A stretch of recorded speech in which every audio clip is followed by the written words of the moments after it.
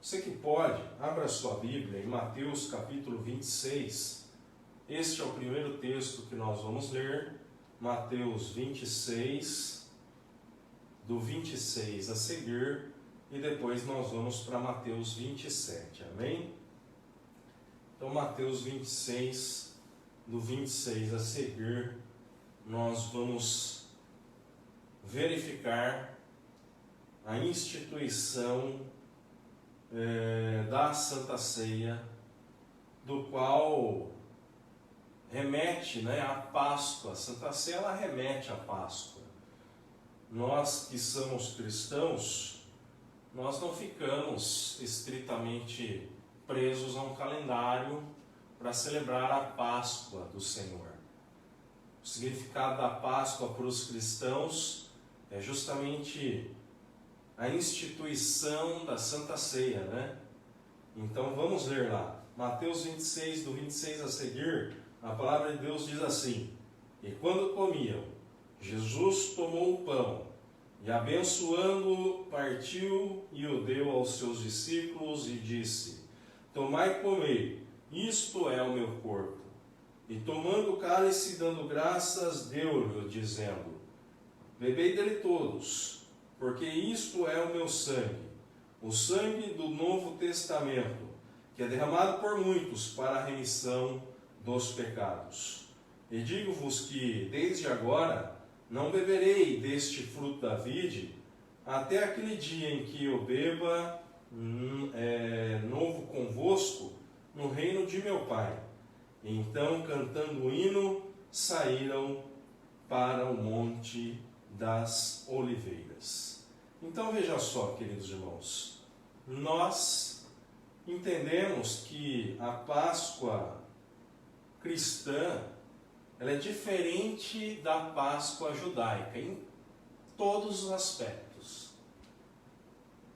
Por exemplo, no aspecto do calendário já é diferente, porque se você dar uma olhada aí no ano de 2020, que é o ano que nós vivemos, e não o ano que o judeu vive, porque o judeu ele acredita que não acredita em Jesus, então logo não segue o calendário que nós seguimos, que é o ano de 2020 depois de Cristo. Então eles têm um outro calendário, seguem um outro calendário, inclusive calendário litúrgico. E no calendário deles, a Páscoa de 2020, ela inicia na quarta-feira de 8 de abril, no final, ou melhor, no início da tarde da quarta-feira do dia 8 de abril e vai até o início da noite da quinta-feira do dia 16 de abril. Então, para os judeus, a Páscoa é todo esse período. E o que eles fazem durante este período? Eles comemoram, eles celebram. É uma festa que se chama Páscoa, que remete a Deus tirando-os do Egito com um braço forte através do seu servo Moisés. Lembremos que a última praga enviada ao Egito é a morte dos primogênitos.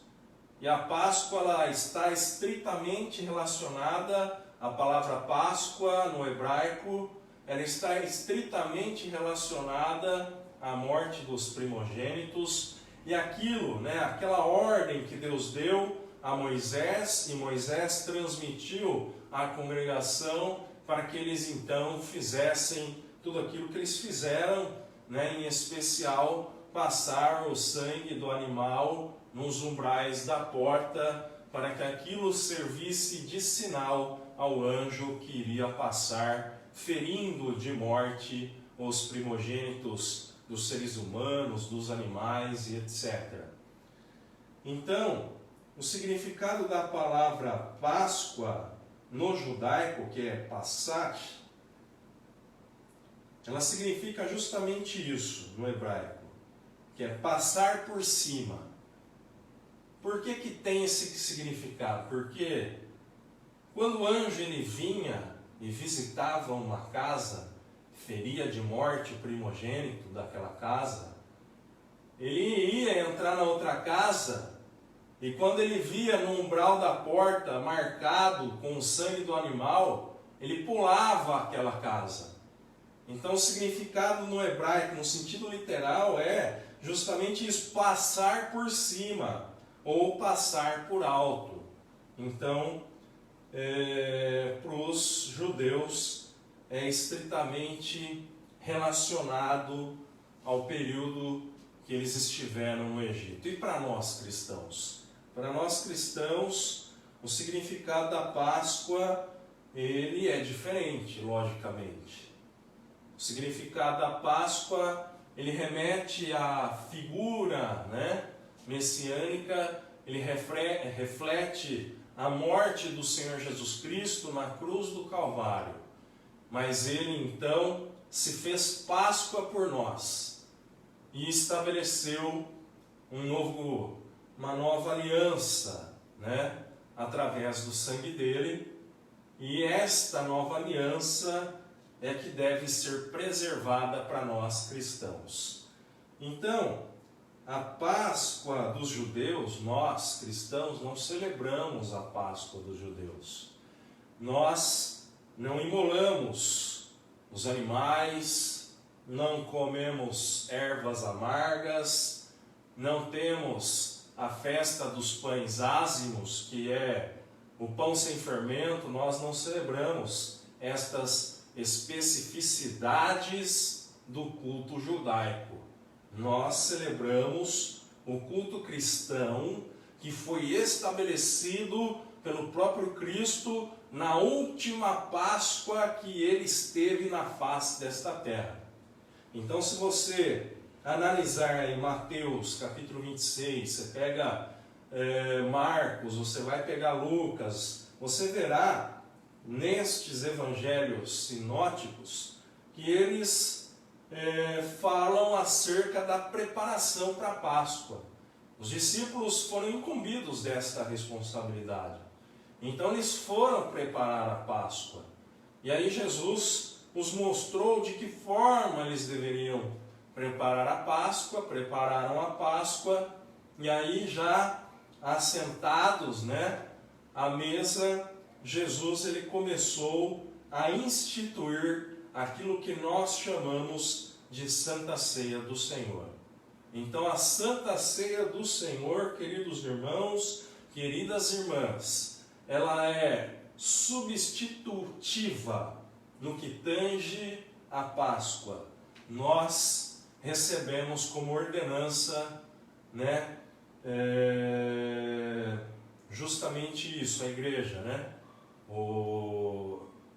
a Santa Ceia, o ide por todo mundo, pregai o Evangelho a toda criatura, batizando-as em nome do Pai, do Filho e do Espírito Santo. Então, as duas instituições, as duas maiores, digamos assim, obrigatoriedades da igreja é a Santa Ceia e é também o batismo nas águas. São ordenanças, o ide, Então, veja só, essa ordenança específica, que é a Santa Ceia do Senhor, da qual a maioria das igrejas cristãs protestantes, elas celebram mensalmente, ela é aquela que remete à Páscoa, da qual Jesus substituiu. É por isso que a maioria das igrejas evangélicas, é claro que tem as suas exceções, e nós não queremos aqui de maneira alguma fazer críticas veladas a A, B ou C, mas a maioria das igrejas cristãs, elas não dão muita importância para esse dia, justamente porque mensalmente já celebramos a Santa Ceia do Senhor. Não que é errado você celebrar, não, vamos fazer um culto de Páscoa, vamos aqui rememorar o que... Não é errado fazer isso.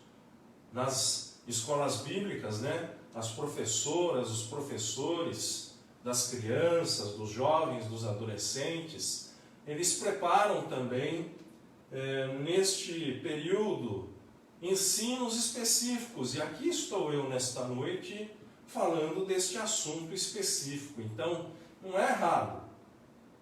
Mas você nota que o capitalismo, e eu não sou aqui de vertente comunista nem socialista, né? Misericórdia, mas você nota que o capitalismo, ele pegou essa e transformou num comércio, né? E o culto pascal, ele deveria ser celebrado pelos judeus com ervas amargas, e aí hoje a gente na Páscoa come um chocolatinho, né? Hoje eu não comi, mas não tive oportunidade, mas ontem, antes de ontem, eu comi chocolate sim. Não estou falando que é errado você comer chocolate também não. Mas você nota então que é totalmente diferente a Páscoa dos judeus e a Páscoa dos cristãos, inclusive, é claro, naquilo que está relacionado à alimentação, né, e daquilo que nós falaremos, melhor dizendo, liturgicamente, a partir deste momento, acerca dos elementos da Santa Ceia, né? É disso que o Senhor está falando a partir do versículo 26 de Lucas, capítulo 26. Então, lá celebrando a última Páscoa, quando ele instituiu a Santa Ceia, Jesus com seus apóstolos, ele então instruiu a sua igreja, deixou lá instruções. Veja só, quando eles estavam comendo, Jesus então tomando o pão, abençoou, partiu e deu aos seus discípulos e disse: tomai e comei, isto é o meu corpo. Versículo número 27. E tomando o cálice, dando graças, deu-lhe dizendo: bebei dele todos, porque isto é o meu sangue, o sangue do Novo Testamento, que é derramado por muitos para a remissão dos pecados. Olha aqui, irmãos, isso é glorioso. Isso é extremamente muito mais abrangente do que a Páscoa judaica. Nós podemos até achar interessante a forma, a maneira litúrgica como eles se dão ali, né, na celebração pascal, mas olha quão profunda é a Páscoa cristã. Olha quão profundo é, amados, o derramamento de sangue do Cordeiro imaculado. Eis o Cordeiro de Deus que tira o pecado do mundo. Então, este é o sangue do Novo Testamento, da Nova Aliança. Então, note que Jesus ele estabeleceu uma nova aliança. E Hebreus é muito claro em falar que ele retira o primeiro para estabelecer o segundo. Então, não adianta nós querermos copiarmos o sentido litúrgico ou o sentido da Páscoa dos judeus e inserir. Não, são coisas distintas. A Páscoa cristã, a Santa Ceia cristã, ela é muito mais abrangente, porque é o derramamento do sangue do Filho de Deus na cruz do Calvário. É disso que nós estamos falando. É do perdão de pecados daqueles que aceitaram o Senhor Jesus como único e suficiente Salvador, do qual Deus, através da sua presciência, elegeu estas pessoas para que elas fossem salvas. Então fomos eleitos em Cristo Jesus, para que então pudéssemos alcançar a vida eterna.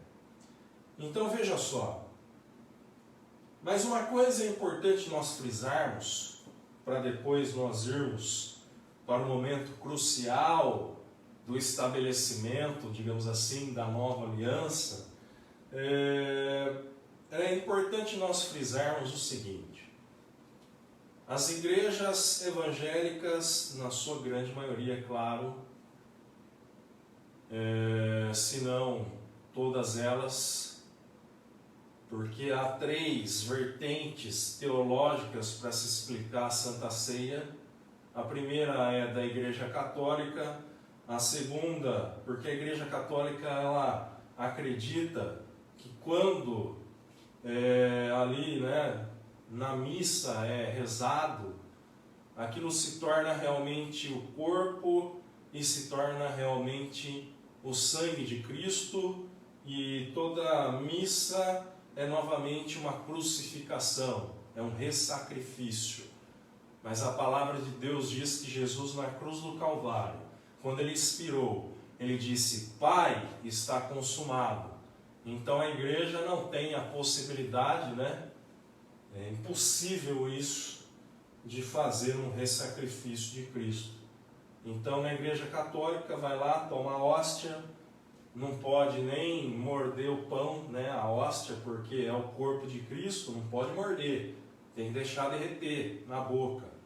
Então eles acreditam que se transforma realmente no corpo e no sangue de Jesus, e nós, protestantes, não acreditamos desta forma. Nós acreditamos sim que na Santa Ceia o Espírito Santo de Deus se faz presente, e quando nós consagramos ao Senhor a Santa Ceia, o pão se transforma, o pão ele torna-se, né, não se transforma, ele torna-se o símbolo do corpo de Cristo, e o suco o símbolo do sangue do Senhor Jesus. Então porque ele fala, né, justamente disso: todas as vezes que vós comerdes, comei-o em memória de mim. Todas as vezes que vós beberdes, bebei-o em memória de mim. Então, não é que se transforma, isso é em memória do Senhor até que ele venha. É uma ordenança para a igreja.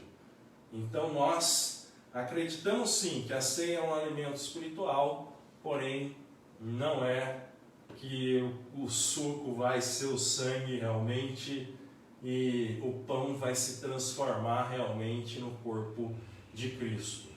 É interessante essa história porque os primeiros cristãos da igreja primitiva, eles foram acusados de canibalismo, porque as pessoas achavam que eles comiam realmente o corpo de Cristo e bebiam realmente o seu sangue. E aí eles foram acusados de canibais, entre diversas outras acusações. Acusações estas equivocadas, injustas, justamente por conta de que eles não entendiam o significado da Santa Ceia e o significado da Páscoa. Amém? Espero que todos tenham entendido então. Nós, protestantes, não acreditamos que quando consagramos se transforma no corpo e no sangue. Não, eles são símbolos. Símbolo do corpo, símbolo do sangue, e aí então é um alimento espiritual, é uma liturgia espiritual, mas a doutrina da transubstanciação, ela é uma doutrina católica e não é seguida por nós protestantes. Qual é a doutrina da transubstanciação, pastor? Agora que eu me confundi mesmo. É essa, né, de transubstanciar, se transforma. O pão se transforma no corpo, o suco se transforma no sangue, isso é o que eles dizem, mas isso não acontece de maneira alguma, amém? Porque ele deu a vida por nós e a salvação dele é eficaz e perpétua. Não precisa fazer isso de novo, não precisa fazer isso e nem tem como fazer isso de novo, não é mesmo? Porque o seu corpo, o corpo de Cristo, ele foi glorificado, né? E não tem como recrucificar Jesus, ele já ressuscitou, amém? Agora, para nós iniciarmos a conclusão do culto de hoje, no que tange a pregação da palavra, nós gostaríamos de falar acerca do estabelecimento da nova aliança que se deu realmente no momento da crucificação. Então, Mateus capítulo 27, versículo 32, a partir dali, nós iremos ver o momento da crucificação e o que aconteceu com o Filho do Senhor, né, o Filho do nosso Deus, o nosso Senhor, e o porquê, né, de que a ceia foi instituída. A ceia não foi instituída porque ele, né, participou de um banquete ali. Não foi isso. Foi estabelecida ali, mas remetendo para o estabelecimento definitivo na cruz do Calvário. Então, veja só, Mateus 27, 32, a palavra de Deus diz: E quando saíam, encontraram um certo homem sireneu, chamado Simão, a quem constrangeram a levar a sua cruz. Então, a partir daqui, né, nós que já conhecemos a palavra, já nos deparamos com tudo aquilo que Jesus passou. Primeiro ele passa pelo Sinédrio, depois ele é levado a Herodes, depois ele é levado a Pilatos, e aí então ele é julgado em todas as instâncias, digamos assim, né? Instância religiosa pelo Sinédrio, instância política pelo Império Romano, aí Pilatos, né, querendo se esquivar da culpa, mas nós acreditamos que os romanos têm sim sua participação na crucificação, porque foram soldados romanos que conduziram Jesus pela via dolorosa até que ele fosse crucificado. Então tem dedo do romano também na crucificação. Não tem só dedo dos judeus, não. Tem dedo dos romanos também, dos gentios.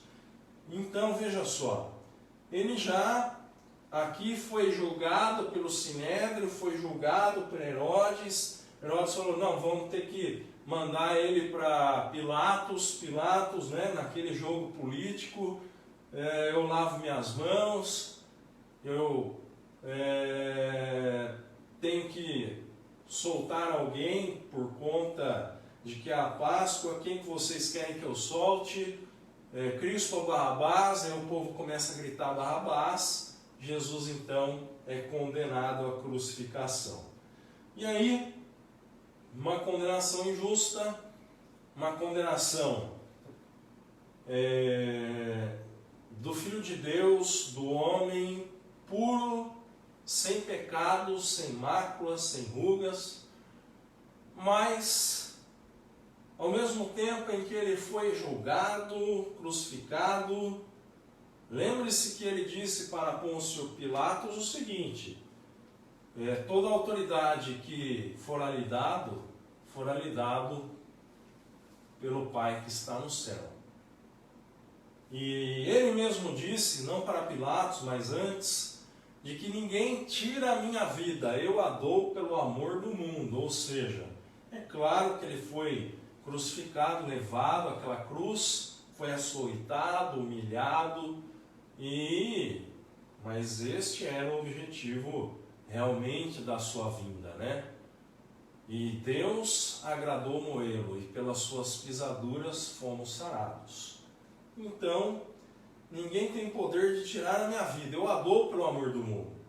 E neste momento aqui, no versículo 32, Jesus já ferido, Jesus já muito açoitado, Jesus já praticamente esgotado as suas forças humanas, físicas, ele recebeu o auxílio de um homem chamado Simão. E este Simão foi constrangido a levar a cruz. O versículo 33 diz que eles chegaram a um lugar chamado Gólgota, que significa, se chama lugar da caveira. Então, chegando no Gólgota, ele foi crucificado, e na cruz, versículo 34, já crucificado, deram-lhe de beber vinagre misturado com fel, mas ele, provando, não quis beber. E havendo então sido crucificado, repartiram as suas vestes, a sua túnica, e lançaram sortes sobre ela, para que se cumprisse o que fora dito pelo profeta: repartiram entre si as minhas vestes, e sobre a minha túnica lançaram sortes. É por isso que a gente, eu costumo dizer que cristão não tem sorte, né? Cristão, ele tem a graça de Deus. Cristão não tem sorte, não tem azar. Ele tem a graça de Deus em seu benefício, tem o braço forte estendido, né, do próprio Deus para o abençoar, para o guardar. Então, o cristão, ele não trabalha, né, ele não vive à base da sorte. Já viu aquele pessoal falando: meu Deus, hoje eu acordei com o pé esquerdo? Acho que antigamente era uma frase muito mais falada, né? Eu particularmente não vejo muito mais esta frase sendo falada nos dias atuais, mas antigamente eu via com mais frequência, né? E por cristão tem diferença levantar com o pé direito, né? Acordar com o pé direito, acordar com o pé esquerdo. Isso para nós não faz o mínimo sentido. Quando você assiste, não sei se você provavelmente já deve ter assistido, um jogo de futebol, quando um jogador ele vai ser substituído, um jogador sai, quando o outro vai entrar, ele, né, dá até um pulinho assim, vai entrar com o pé direito no gramado. Depois que ele entra, ele faz o sinal da cruz. Ele acha que aquilo vai trazer sorte para ele. O cristão não trabalha, não vive com base na sorte. O cristão, ele tem em seu benefício a graça e a misericórdia de Deus e o favor de Deus, né, para com os seus, para com a sua casa e para com a sua família. Então, desta forma é que nós devemos viver. Agora veja no versículo 37. Colocaram sobre a sua cabeça na cruz a sua acusação. Qual a acusação? Este é Jesus, o Rei dos Judeus. E foram crucificados com ele, né, 2 salteadores, do qual nós já conhecemos a história, um à sua direita, outro à sua esquerda. Um foi salvo, outro não. Aquele que confessou os seus pecados antes de morrer, ele foi salvo, mas veja que então a acusação estava sobre a cruz, sobre a cabeça de Cristo. A acusação era de que ele era o Rei dos Judeus. Esta era a acusação. Então note que uma acusação sem nenhum, como que eu posso te explicar? Era para ele ser sim estabelecido como rei por direito, né? Ele vai ser estabelecido definitivamente, né? Já rege o universo. Mas o milênio, nós acreditamos no milênio no seu sentido literal, ou seja, ele ainda está para acontecer. Nós não acreditamos no milênio no sentido figurado, como alguns acreditam, né? Há uma linha teológica que diz que o milênio já está acontecendo, mas nós entendemos que o milênio é no sentido literal. Haverá sim um milênio da qual Jesus reinará definitivamente lá de Jerusalém, assentado no seu trono, no trono que lhe era de direito no momento em que ele foi crucificado. Mas note que ele veio num primeiro momento não para se assentar naquele trono do qual ele se assentará. Num primeiro momento ele veio para dar a vida para mim e para você que está assistindo este vídeo neste momento, ou está escutando este áudio, ou estará nos assistindo posteriormente.